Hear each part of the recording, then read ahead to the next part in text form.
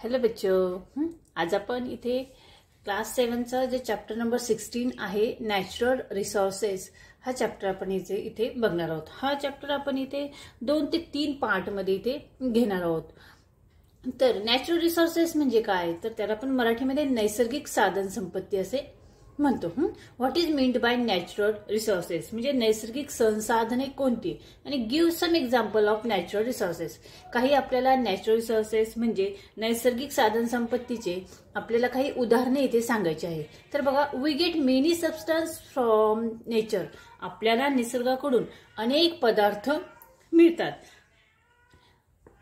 They satisfy a variety of our daily needs, आणि हे ज्या पदार्थ या ज्या गोष्टी आपल्या निसर्गाकडून मिळतात त्या आपल्या दैनंदिन गरजा भागवण्यासाठी आपण त्या वापरतो।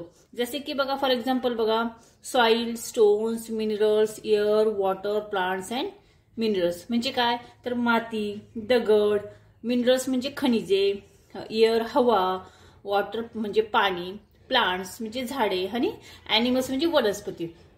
On the earth are all various kinds of natural resources, आणि ही सर्व एक प्रकारची नैसर्गिक संसाधनेच आहे, म्हणजे नॅचरल रिसोर्सेसच आहे। त्यानंतर बघा, व्हॉट इज मीन्ड बाय लिथोस्फिअर। आता लिथोस्फिअर म्हणजे काय, तर त्याला आपण मराठीमध्ये शिलावरण असे म्हणतो। ठीक आहे, व्हॉट इज मीन्ड बाय लिथोस्फिअर, तर natural resource in the earth crust म्हणजे भूकवचातील म्हणजे जमिनीतील जी साधन संपत्ती आहे। क्रस्ट म्हणजे जी जमिनीतील जी साधन संपत्ती आहे ती म्हणजे काय, लिथोस्फिअर आहे। तर शिलावरण म्हणजे काय, तर बघूया, the earth's lithosphere is made of land and the hard crust bent in, म्हणजे पृथ्वीच्या शिलावरणाचा जो भाग आहे तो जमीन आणि त्याखालील कठीण म्हणजे हार्ड क्रस्ट, कठीण कवच, जमीन आणि त्याखालील जो कठीण म्हणजे त्यानं कसा कवच जो आहे तो या शिलावरणाने बनलेला आहे। The lithosphere is not homogeneous but is made of many types of rocks, शिलावरण हे काही एक जिन्सी नसून ते अनेक प्रकारच्या खडकांचे बनलेले असते। Homogeneous but made of many types of Roxx, अनेक प्रकारच्या खडकापासून शिलावरण तयार झालेले असते। Resource in the earth crust include minerals, ores, mineral oil and other fuels, Roxx, water elements and etcetera. हे जे शिलावरण आहे ते जमिनीतील म्हणजे भूकवचातील ज्या साधन संपत्तीमध्ये काय काय आहे, तर खनिजे आहेत, त्यानंतर ओर्स म्हणजे धातुके आहेत, धातू आहेत, मिनरल ऑइल म्हणजे खनिज तेल, त्यानंतर अँड अदर फ्युल्स म्हणजे अजून काही इंधने आहेत ते इंधने, त्यानंतर पाणी, नंतर मूलद्रव्य, एलिमेंट्स म्हणजे मूलद्रव्य, रॉक्स म्हणजे काय, तर खडक, या सर्व घटकांपासून हे शिलावरण बनलेलं असतं। ठीक आहे, तर आता ही जी घटकं आहेत त्यांची आपण इथे माहिती बघणार आहोत। त्यातील पहिला आहे बघा, मिनरल्स अँड ओर्स म्हणजे खनिजे आणि धातुके। तर minerals wealth has an important place among natural resources म्हणजे नैसर्गिक साधन संपत्तीमध्ये अत्यंत महत्वाचे स्थान या मिनरल्सला आहे, म्हणजे खनिजांना आहे। Minerals are form by various process taking place in the environment, आणि हे जे मिनरल्स आहेत म्हणजे जे खनिजे आहेत हे तयार करण्यासाठी पर्यावरणातील विविध प्रक्रियांनी हे तयार झालेले असतात। ठीक आहे, the rocks on the earth are mainly made of minerals म्हणजे पृथ्वीवरील खडक जो आहे, रॉक्स म्हणजे काय, खडक, रॉक्स ऑन द अर्थ पृथ्वीवरील जो खडक आहे तो मेनली म्हणजे मुख्य करून मुख्यत्वे हा खनिजांनी बनलेला असतो, म्हणजे मिनरल्सनी बनलेला असतो। These minerals can be obtain bye meaning, आणि ही जी मिनरल्स आहेत हे आपल्याला कुठे सापडतात, तर खाणकामामध्ये सापडतात। ऑब्टेन बाय मायनिंग म्हणजे खाण कामामध्ये आपल्याला सांगतात, म्हणजे खोद कामामध्ये आपल्याला हे मिनरल्स सापडतात। Only a few metals like for example gold, silver, copper, platinum and bismuth occur in the free state in natural, निसर्गामध्ये थोडेच असे धातू आहेत म्हणजे मिनरल्स आहेत जे आपल्याला मुक्त स्थितीमध्ये आढळतात। काय म्हटलंय, only few minerals like for example gold, pattern, आणि कोणते आहे जे आपल्याला फ्री स्टेटमध्ये आढळतात ते ते आहेत गोल्ड, सिल्वर, कॉपर, त्यानंतर प्लॅटिनम आणि बिस्मिथ. ठीक आहे, हे जे धातू आहे आपल्याला मुक्त अवस्थेत आढळतात. A majority of the metals occur in the form of compounds. आणि बहुतेक सर्व जे मिनरल्स आहेत, मेजॉरिटी म्हणजे जास्त प्रमाणामध्ये जे मिनरल्स आहेत ते संयुगाच्या स्वरूपात आढळतात. संयुग म्हणजे कंपाऊंड्स, एकत्रित असे आढळतात. Minerals that contain a high proportion of metal are called ores. आणि ज्या खनिजांमध्ये, ज्या मिनरल्समध्ये मोठ्या प्रमाणामध्ये धातूचे प्रमाण जास्त असते त्याला आपण काय म्हणतो, तर त्याला ओर्स म्हणजे धातुके म्हणतात. ज्या मिनरल्समध्ये धातूचे प्रमाण मोठ्या प्रमाणात असते त्याला आपण ओर्स असे म्हणतो, म्हणजे धातुके असे म्हणतो. It is economical to obtain metals for ores. त्याला आपण मोठ्या प्रमाणात काय म्हणतो, धातुके असे म्हणतो. आणि या धातुकांपासून the properties of minerals become clear of their characteristics, colour, lustre, hardness, shape म्हणजे लेंथ, क्लेवरेज और फ्रॅक्चर अँड स्टेप. या धातुकांपासून म्हणजे या ओर्स पासून आपल्याला काय मिळवता येते, तर मोठ्या प्रमाणामध्ये बिकम अ क्लिअर देअर रंग, देअर कॅरेक्टरिस्टिक ऑफ कलर, त्यानंतर लस्टर म्हणजे काय, तर चकाकी, चमक, हार्डनेस म्हणजे कठीणपणा, शेप म्हणजे काय, आकार, लेंथ म्हणजे लांबी, आणि क्लेवरेज म्हणजे काय, तर फटी, और फ्रॅक्चर अँड स्टिक्स आणि छटा. यावरून या खनिजाचे आपल्याला गुणधर्म ठरवता येतात. म्हणजे हे जे ओर्स आहे, जे मिनरल्स आहेत, मिनरल्स जे आहेत त्याचे गुणधर्म आपल्याला यावरून ठरवता येतात. ठीक आहे. आता हे बघा, इथे हे पिक्चर काय आहे, मायनिंगचा आहे, म्हणजे खोदकामाचा आहे. या खोदकामामध्येच आपल्याला विविध प्रकारची खनिज म्हणजे मिनरल्स इथे सापडत असतात, जे पृथ्वीच्या भूगर्भामध्ये असतात. ठीक आहे. पुढे बघा, हाऊ आर मिनरल्स फॉर्म. म्हणजे ही खनिजे कशी तयार होतात, तर इथे बघा खनिजांचे काही प्रकार इथे दाखवलेले आहेत. म्हणजे मिनरल्सचे टाइप्स जे आहेत ते इथे दाखवलेले आहे. पहिला जो कॉलम आहे त्यामध्ये काय आहे, तर मॅग्नेटाइट, आणि दुसरा आहे मिका. मिका म्हणजे अभ्रक असं त्याला आपण म्हणतो. Minerals are form from the magma in the earth crust and the lava from the eruption of volcanoes when they cool and get transferred into crystals.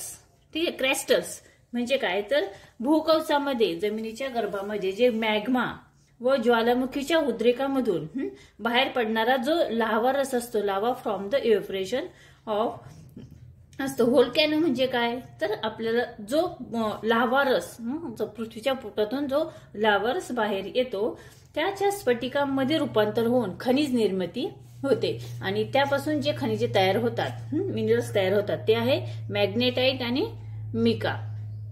ठीक आहे. सेकंड मध्ये बघा, इथे हलाइट आणि दुसरा आहे जिप्सम. हलाइट आणि जिप्सम हे जे मिनरल्स आहेत ते कसे तयार होतात. Mineral are form when solid crystals remain behind after the process of evaporation. म्हणजे काय, तर बाष्पीभवनाच्या वेळी, बाष्पीभवनाच्या माध्यमातून स्थायीरूप जे स्फटिक असतात, स्फटिक शिल्लक राहिल्याने खनिज निर्मिती होते.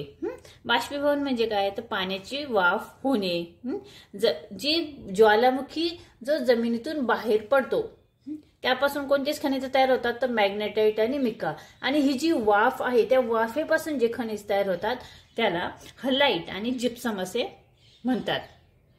त्यानंतर पुढचा आहे बघा, डायमंड म्हणजे हिरा, आणि दुसरं खालचा आहे ग्रॅफाइट. तर आता हे जे मिनरल्स आहेत हे कसे होतात, तर minerals get transfer from one form into another due to large change in the temperature and pressures. हे कुठे सापडतात बघा, तापमान व दाब यांच्यातील मोठ्या बदलामुळे खनिजे एकातून दुसऱ्या स्वरूपात रूपांतरित होतात. आता एका स्वरूपातून दुसऱ्या स्वरूपात रूपांतर होणारी जी खनिजे आहेत ती म्हणजे डायमंड आणि ग्रॅफाइट. आणि पुढचं आहे बघा शेल म्हणजे शिंपले. Some living organism product in organic minerals example conches, shells, etc. From for the preparation of the body. काही सजीव जे असतात ते असेंद्रिय खनिजांची निर्मिती होते. काही सजीव जे असतात सजीवांपासून असेंद्रिय खनिजांची निर्मिती होते. उदाहरणार्थ संरक्षणासाठी तयार झालेले शरीरावरील कवच. त्या प्राण्यांच्या शरीरावरती जे कवच तयार होते त्यांच्या संरक्षणासाठी ते म्हणजेच काय शंख आणि शिंपले. ही आपली माशांची हाडे आहेत, त्यालाच आपण शेल असे म्हणतो. ठीक आहे. आता बघा इथे classification of minerals according to their proportion म्हणजे काय तर गुणधर्मानुसार त्या खडकाच्या त्या मिनरल्सच्या गुणधर्मानुसार खनिजांचे वर्गीकरण केले जातात. या मिनरल्सचे आपल्याला क्लासिफिकेशन केलेलं आहे म्हणजे वर्गीकरण केलेलं, त्याचे टाइप्स केलेले आहे. त्यामध्ये आता 3 टाइप्स आहे बघा. नॉन मेटल मिनरल्स, दुसरं मेटल मिनरल्स आणि तिसरं एनर्जी मिनरल्स. तर हे जे क्लासिफिकेशन आहे त्यात नॉन मेटल मिनरल्स मध्ये कोणकोणते आहेत? Mica, sulphur, gypsum, potassium, graphite, diamond and feldspar. ठीक आहे, फेल्डस्पार. त्यानंतर मेटल मिनरल्स मध्ये कोणकोणते खनिज येतात, कोणते मिनरल्स येतात? तर आयर्न, गोल्ड, सिल्वर, टीन, बॉक्साइट, मँगनीज, प्लॅटिनियम आणि टंगस्टन. आणि एनर्जी मिनरल्स मध्ये कोणते येतात? तर कोल म्हणजे कोळसा, मिनरल ऑइल म्हणजे खनिज तेल आणि नॅचरल गॅस म्हणजे नैसर्गिक वायू. ठीक आहे. तर आता बघा इथे काही एक्झाम्पल्स आहेत बघा. Gems and gems like minerals. आता gems and gems like minerals म्हणजे काय? तर जेम्स म्हणजे रत्न आणि जेम्स लाईक मिनरल्स म्हणजे रत्न सम खनिजे, त्यासारखी खनिजे. ठीक आहे. Some important minerals like diamond, ruby, त्यानंतर पुढे बघा sapphire, emerald, jade, zircon are use as gems are in great diamond. म्हणजे काय तर बघा डायमंड म्हणजे हिरा, त्यानंतर रब्बी म्हणजे माणिक, त्यानंतर सॅफायर म्हणजे नीलमणी त्याला असे म्हणतात, ब्ल्यू कलरचे असतात नीलमणी. त्यानंतर पुढे आहे एमरेल्ड म्हणजे पाचू धातू असतो तो एक. ठीक आहे, तो एक खडा असतो. त्यानंतर जेड, त्यानंतर झिरकॉन. हे जे रत्न आहे हे खनिजे आहे ती आपण रत्न स्वरूपामध्ये वापरतो. ठीक आहे. पुढे बघा नॅचरल इन्स्ट्रुमेंट मध्ये the Indian School of mines Dhanbad was formed in 1926 to impact education in mining.